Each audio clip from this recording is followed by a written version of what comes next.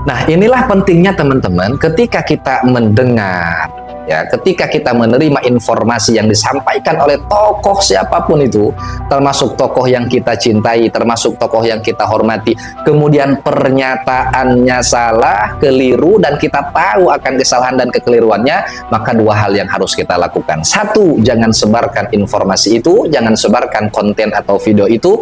Yang kedua, jangan kita cari pembelaan-pembenaran terhadap konten yang kita pun menyadari bahwa itu salah. Kenapa? Karena akan merusak citra tokoh yang kita cintai itu.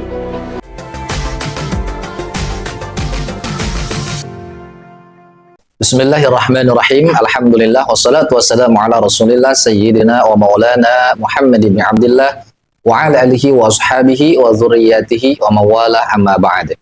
Teman-teman, kembali lagi dengan Al-Fakir di channel Kang Uce. Teman-teman yang belum subscribe, silakan di-subscribe dan jangan lupa aktifkan notifikasinya dengan menekan tombol lonceng agar teman-teman tidak ketinggalan video-video terbaru dari Al-Fakir. Al-Fakir juga mengucapkan terima kasih banyak bagi teman-teman yang sudah support channel ini. Mudah-mudahan menjadi amal jariah dan mudah-mudahan kita terhitung sebagai orang yang senantiasa berusaha dan berupaya membentengi masyarakat dan umat dari aliran-aliran, ajaran-ajaran yang menyimpang dan menyesatkan.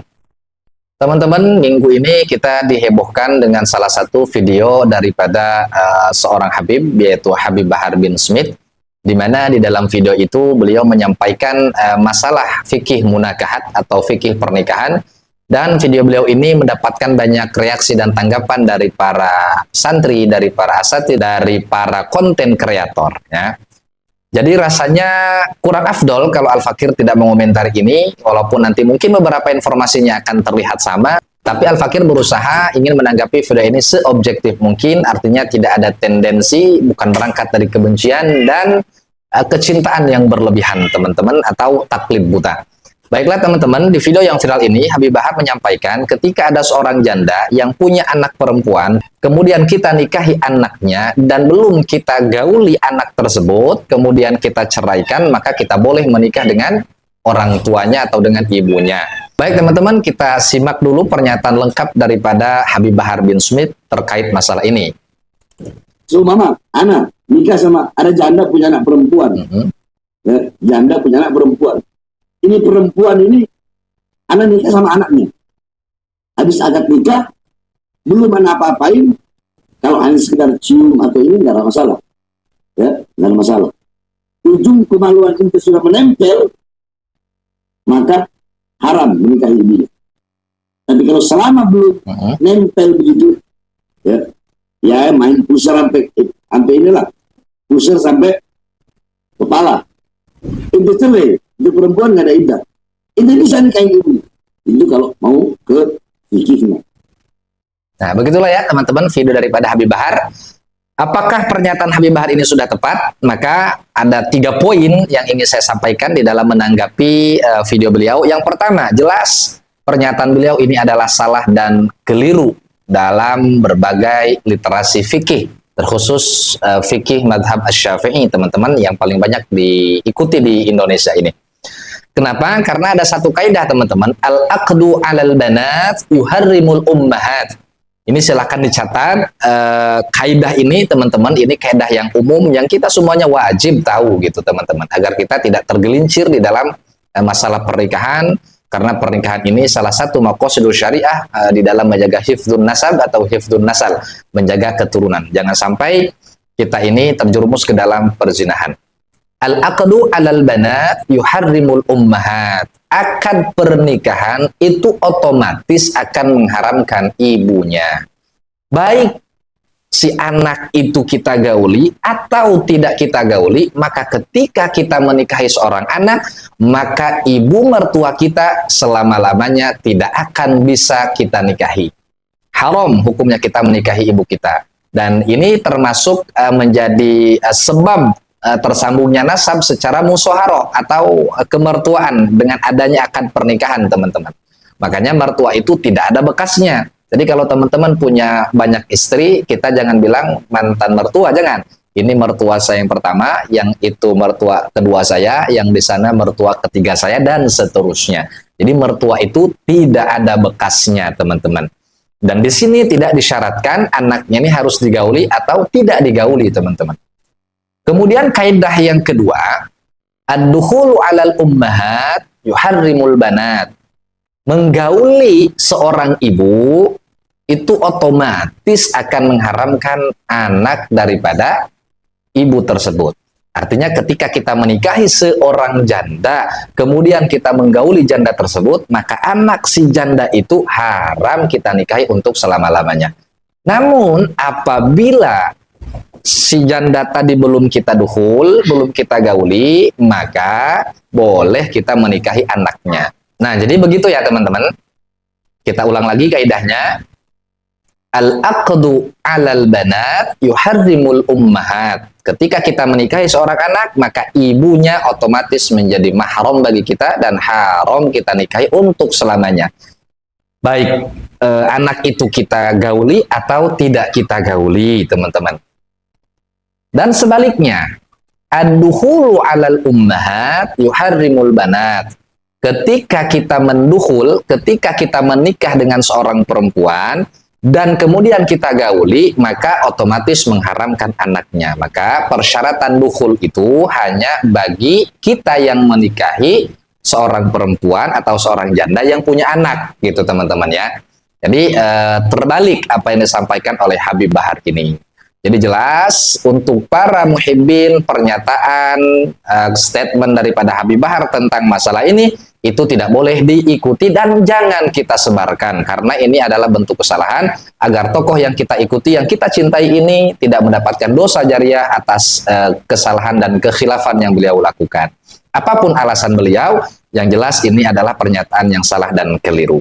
Ini poin yang pertama. Kemudian poin yang kedua, teman-teman, Habib Bahar menyadari kesalahannya. Jadi dalam hal ini Habib Bahar merilis satu video klarifikasi bahwa apa yang beliau sampaikan ini adalah salah. Jadi udah clear ya teman-teman bahwa Habib Bahar sendiri menyetujui atau menyepakati bahwa apa yang beliau sampaikan dalam masalah ini adalah keliru, teman-teman. Kemudian poin yang ketiga, Habib Bahar menyampaikan alasan ketika beliau menyampaikan statement di awal tadi ya, yang terbalik itu, yang harusnya itu berlaku untuk seorang ibu ya, tapi malah disampaikan kepada seorang anak. Beliau sampaikan itu karena disebabkan oleh sabaqul lisan. Nah, mari kita simak bagaimana klarifikasi daripada Habib Bahar terkait masalah ini, teman-teman. Hukum menikahi ibu mertua setelah menalak anaknya sedangkan dia belum berlebaran jima dengan anaknya. Itu kemarin kan udah jelasin. Ana waktu live kemarin Ana bahas tentang bab insof. Itu Ana sabukul lisan. Sabukul lisan. Jadi udah jelas ya teman-teman. Habib Bahar menyatakan bahwa apa yang beliau sampaikan adalah sabukul lisan. Sabukul lisan itu apa teman-teman? Yaitu ketika lisan ini di luar kontrol hati. Artinya apa yang disampaikan oleh lisan itu tidak sesuai dengan kehendak hati kita. Ya, niat kita menyebut misalnya Gunung Semeru, ya, lisan kita malah menyebut Gunung Uhud misalnya. Niat kita dalam hati sholat zuhur, tapi lisan kita niatnya malah sholat asar. Itu namanya sabaqul lisan. Artinya kita tidak menyadari. Nah, teman-teman, apakah alasan Habib Bahar ini bisa kita terima? Yang pertama, sabaqul lisan itu biasanya tidak berulang, teman-teman. Ya, artinya kalau Habib Bahar menyampaikan ini baru pertama kali, maka bisa kita terima alasan beliau sebagai sabaqul lisan. Tapi ketika Habib Bahar menyampaikan ini berulang kali di berbagai kesempatan menyatakan statement yang sama, maka bisa dipastikan itu bukan sabaqul lisan, tapi itu memang pemahaman beliau yang keliru. Nah, jadi Al-Fakir kembalikan nih kepada teman-teman, silakan nilai secara objektif, cari apakah pernah beliau Habib Bahar ini menyampaikan statement yang sama di beda kesempatan, teman-teman. Kalau misalnya tidak pernah kita jumpai, oh berarti memang betul Habib Bahar sabaqul lisan ya dalam menyampaikan masalah ini, teman-teman. Ini yang pertama. Kemudian sabaqul lisan itu biasanya segera disadari, baik secara langsung ataupun setelah lama jeda. Sebagaimana halnya dalam masalah ini, Habib Bahar itu tidak langsung ngeh gitu ya, tidak langsung menyadari apa yang beliau sampaikan ini ternyata keliru. Tapi ketika dikritik kemudian ditanggapi oleh para konten kreator, para santri, para ustadz, maka Habib Bahar mengecek lagi mungkin videonya dan ternyata beliau mendapati bahwa videonya memang salah dan keliru, dan akhirnya beliau menyampaikan bahwa itu salah dan keliru, teman-teman. Nah, inilah pentingnya teman-teman ketika kita mendengar, ya, ketika kita menerima informasi yang disampaikan oleh tokoh siapapun itu, termasuk tokoh yang kita cintai, termasuk tokoh yang kita hormati, kemudian pernyataannya salah, keliru, dan kita tahu akan kesalahan dan kekeliruannya, maka dua hal yang harus kita lakukan. Satu, jangan sebarkan informasi itu, jangan sebarkan konten atau video itu. Yang kedua, jangan kita cari pembelaan-pembenaran terhadap konten yang kita pun menyadari bahwa itu salah. Kenapa? Karena akan merusak citra tokoh yang kita cintai itu. Nah, ada subkulisan yang teman-teman ya ketika ngomong langsung sadar gitu, ada. Ya, jadi subkulisan ini memang terjadi dalam dua kondisi itu tadi. Ada yang langsung menyadari, ada yang tidak langsung menyadari, orang lain yang sadar kemudian disampaikan, barulah di situ kita ngeh gitu ya teman-teman. Jadi subkulisan ini bisa terjadi pada siapapun.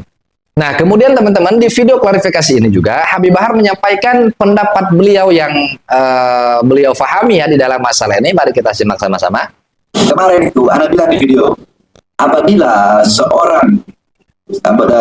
kita menikahi seorang anak, ya, apabila anak itu belum disetubuhi, maka kita boleh menikahi ibunya. Itu salah.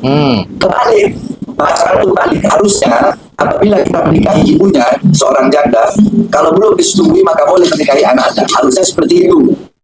Jadi clear ya teman-teman. Jadi Habib Bahar sudah menyampaikan itu pernyataan yang terbalik. Jadi udah clear teman-teman. Yuk sama-sama kita belajar objektif, artinya semua kebenaran dari siapapun itu kita terima, semua kesalahan siapapun yang melakukannya maka wajib kita luruskan teman-teman. Hadanallahu wa iyyakum ajma'in. Wassalamualaikum warahmatullahi wabarakatuh.